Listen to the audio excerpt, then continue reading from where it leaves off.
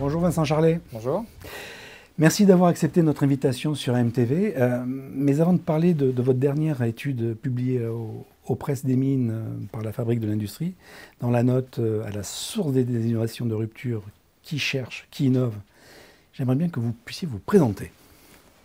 Je suis actuellement délégué général de la Fabrique de l'Industrie. J'ai une formation d'ingénieur et j'ai eu cette chance de bénéficier à la fois d'une solide formation aux diverses sciences de l'ingénieur, mais aussi de découvrir très tôt les sciences humaines et sociales, l'économie, sociologie de l'innovation, ce qui m'a passionné très vite. Et donc, dès que j'ai commencé à travailler, je me suis penché sur l'analyse des systèmes publics, l'efficacité des politiques publiques.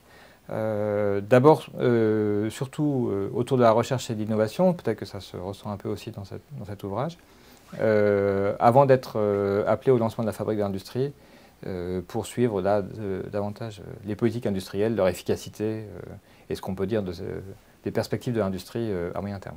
Rappelez-nous un petit peu la Fabrique de l'Industrie.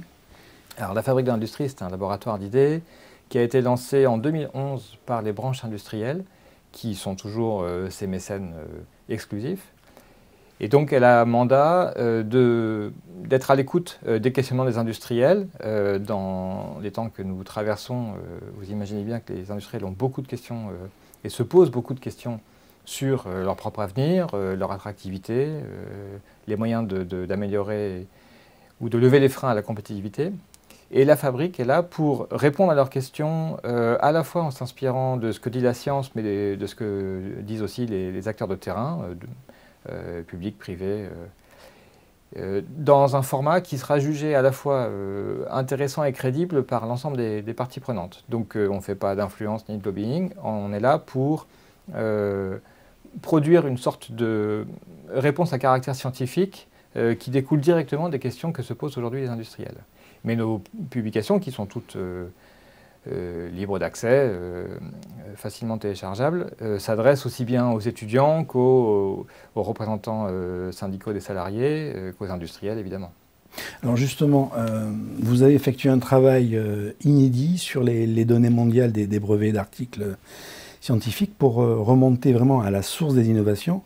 Et plus spécifiquement, je dirais, aux plus stratégiques d'entre elles, celles des technologies qu'on dit de rupture. Ouais. Racontez-nous un petit peu la genèse de cette étude et puis la méthodologie que vous avez appliquée, parce que oui. C'est un ouvrage dense, excessivement argumenté. Racontez-nous, allez. Alors, ça remonte à 2-3 ans, à une époque où la question qui nous avait été posée était un tout petit peu à côté de celle-là. Il s'agissait de comprendre où naissent les innovations de rupture, mais quand on dit où naissent les innovations de rupture, en sous-jacent, c'était plutôt, est-ce que c'est plutôt dans les startups ou plutôt dans les grandes entreprises? Le questionnement est parti de là, parce que on connaît tout l'écosystème florissant qui se développe autour des startups industrielles en particulier, qui suscitent de nombreux espoirs pour le renouvellement du tissu productif en France, aux côtés desquelles il existe aussi des grandes entreprises innovantes et séculaires, c'est pas incompatible. Et ça peut donner lieu, dans certains cercles, à des débats, controverses, voire querelles de clocher, en disant mais alors où se situe la véritable innovation Donc on est parti là-dessus. En se disant on va regarder ce que disent les faits, et les faits en l'occurrence ce sont les données de brevets. On peut consulter les bases de données de brevets dans le monde et par un travail méticuleux, d'une part isoler parmi tous ces brevets ceux qui correspondent à des technologies de rupture, ça c'est un gros travail. D'autre part, repérer les adresses et les raisons sociales, c'est encore un énorme travail des déposants de brevets pour savoir si ce sont plutôt des startups ou plutôt des grandes entreprises.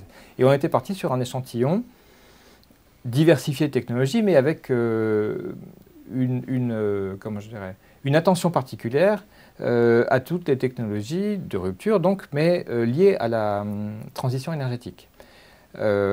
Parce qu'on se disait, l'Union européenne étant quand même un petit peu pionnière en la matière, ça nous paraît être un bon terrain d'étude. Il se trouve que cette étude, qui a été publiée il y a 2 ans, nous a fait l'effet d'une douche froide. Pourquoi? Parce que, bon, on a répondu, le lecteur pourra s'y référer à cette question, savoir si c'était plutôt dans les grandes entreprises ou plutôt dans les startups, mais surtout, on a découvert que les innovations de rupture, elles naissaient surtout pas en Europe, et particulièrement pas en France. C'était pas, on ne cherchait pas spécialement à faire un benchmarking pays, mais cet à côté, ce résultat collatéral, nous a littéralement sauté au visage en disant mais comment se fait-il que, alors même que l'Union européenne s'est dotée de politiques climatiques assez ambitieuses, tellement ambitieuses qu'elles en sont parfois contraignantes, comment se fait-il que pour les batteries, pour l'application d'hydrogène dans les transports, pour l'acier décarboné, les pays européens paraissent autant à la traîne, et pour dire la même chose en d'autres termes, la Corée du Sud fait parfois jeu égal avec l'Union européenne tout entière. C'était saisissant. Donc ça, c'était le tome 1. Et pour essayer de comprendre, on a décidé de faire ce tome 2, c'est-à-dire de remonter à la source, aux sources scientifiques de ces brevets de rupture. Pourquoi? Parce que quand on constate comme ça une faiblesse d'un pays comme la France ou d'un continent comme l'Union européenne, il y a plusieurs hypothèses à envisager, mais on est souvent à se dire, bon, on a des super chercheurs, des instituts de recherche qui fonctionnent très bien. Si on innove si peu, quantitativement en tout cas, c'est qu'il y a une fuite quelque part. Et cette fuite-là, où est-ce qu'elle est? Est-ce qu'on se ferait voler nos meilleurs résultats de recherche par des pays prédateurs, par des entreprises prédatrices? Est-ce que c'est parce qu'on n'est pas très doué, on manque d'une courroie de transmission entre la recherche et l'innovation? Bon, on y reviendra peut-être, mais qui a souvent été élaborée ou développée comme celle du paradoxe français, du paradoxe européen. Donc il s'agissait d'y voir plus clair comment les brevets dont j'ai parlé tout à l'heure mentionnent un certain nombre d'informations, et en particulier, il y a des citations. C'est-à-dire qu'un déposant de brevet, pour convaincre l'autorité qu'il mérite de bénéficier de son privilège, parce que c'en est un, cite des articles scientifiques ou d'autres brevets pour expliquer, vous voyez, je suis bien à la pointe des technologies du moment, personne n'a fait ce que je sais faire, et je mérite de me voir octroyer ce brevet. Et donc quand on analyse ces liens de citation entre un brevet de rupture, enfin entre un brevet qui porte sur une technologie de rupture, et les articles scientifiques sur lesquels s'appuie le requérant, eh bien en gros on retrace une généalogie de la science vers l'innovation, des articles scientifiques vers les brevets, et on répond à des questions finalement assez simples, c'est-à-dire qui a publié des articles, dans quel domaine, dans quel pays, sur quel sujet, par qui est-ce qu'ils ont été repris, et comme ça on peut cartographier un peu les flux de connaissances depuis les laboratoires où s'élabore la science jusqu'aux entreprises, c'est principalement des entreprises, qui déposent des brevets. Et voilà ce qu'on a fait.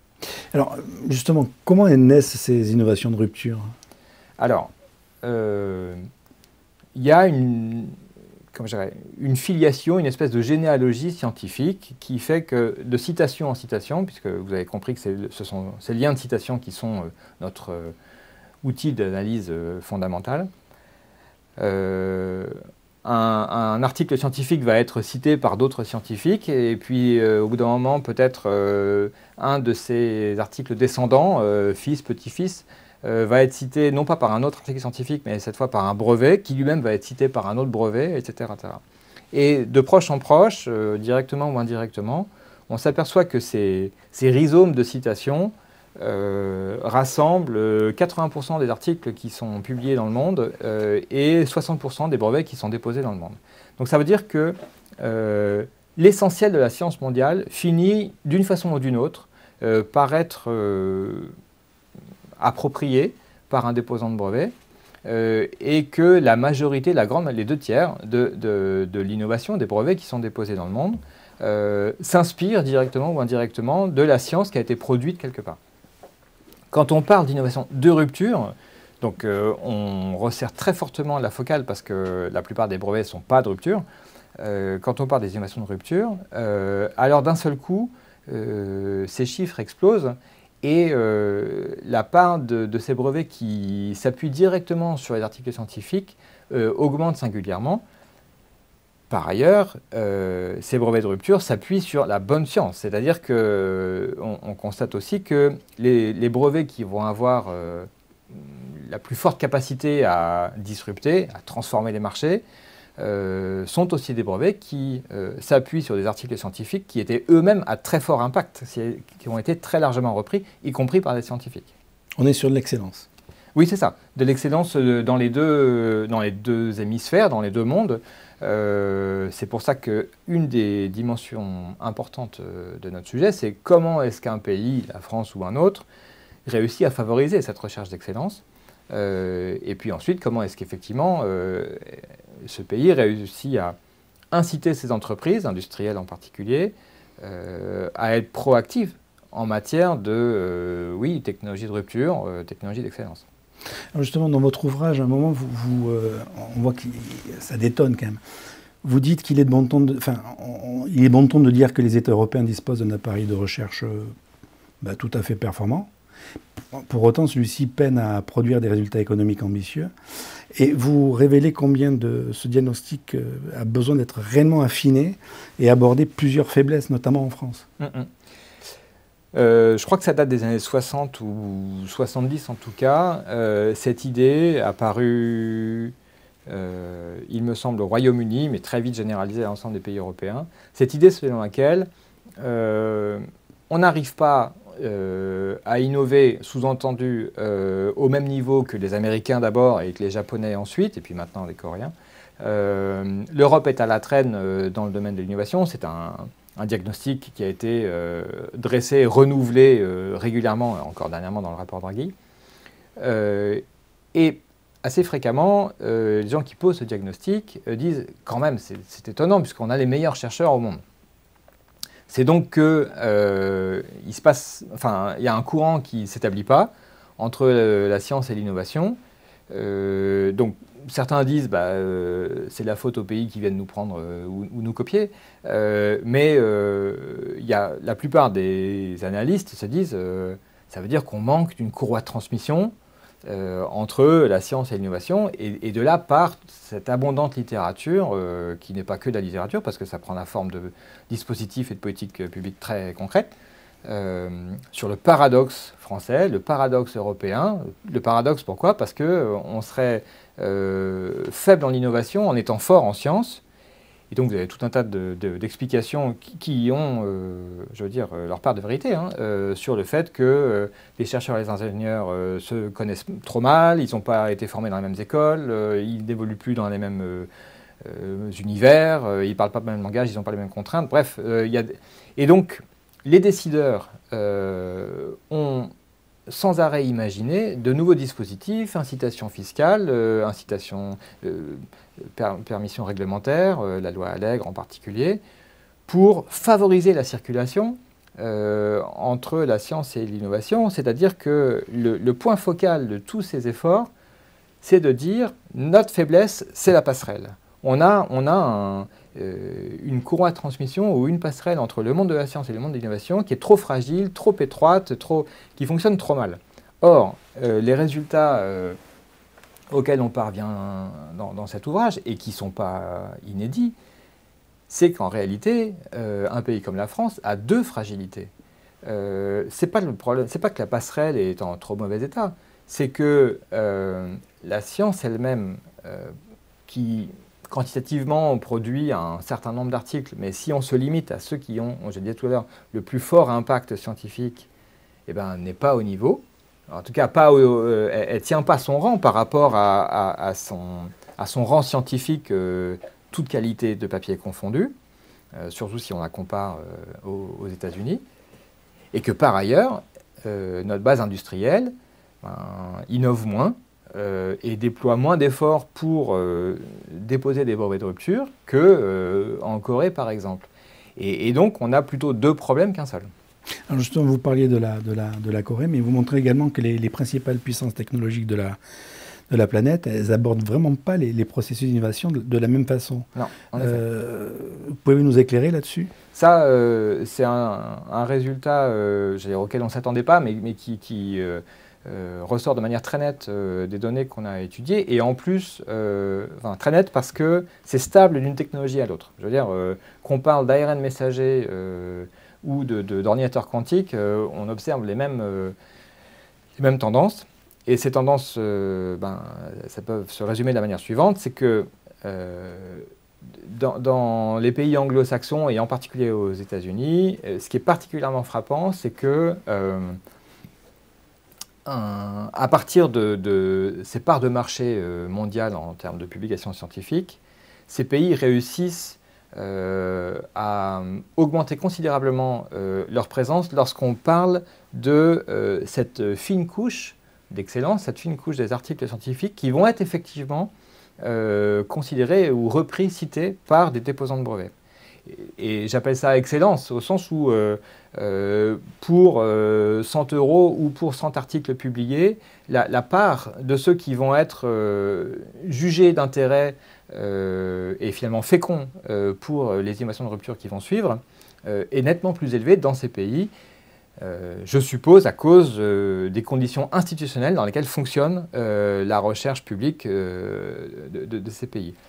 Et l'autre grand modèle, c'est celui des pays asiatiques, et notamment Corée et Japon, où l'on observe que, étape après étape, la part de marché de ces pays ne cesse de croître. Et donc, on va dire qu'ils partent d'une part de marché relativement modeste pour ce qui est de la science.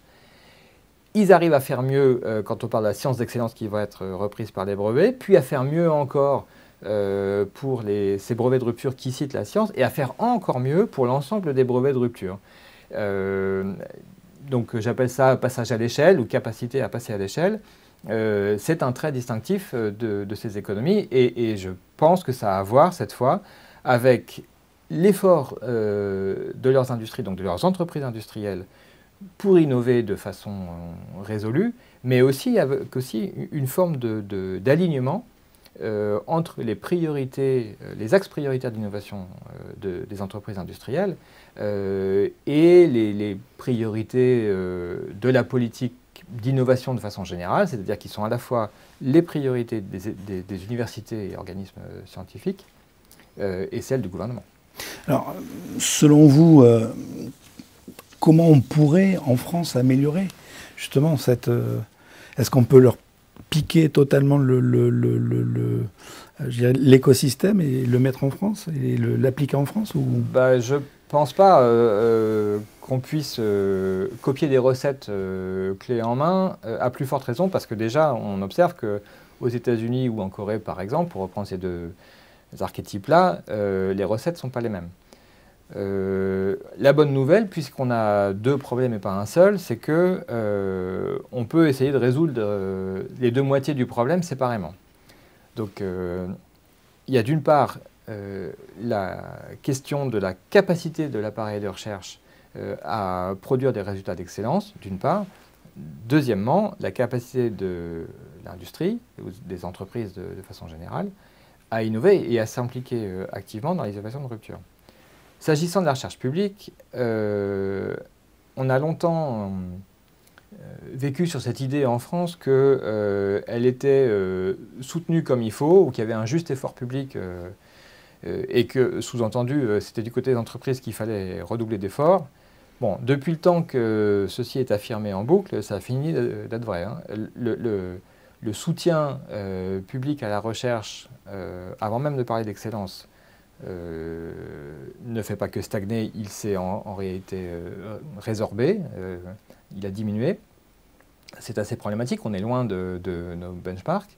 Et vous ajoutez, donc en plus clair, la recherche publique manque de moyens aujourd'hui. Et deuxièmement, il faut effectivement se demander comment est-ce qu'un éventuel supplément de moyens peut être mis au service d'une recherche d'excellence, sachant que l'excellence ne peut pas apparaître dans tous les laboratoires.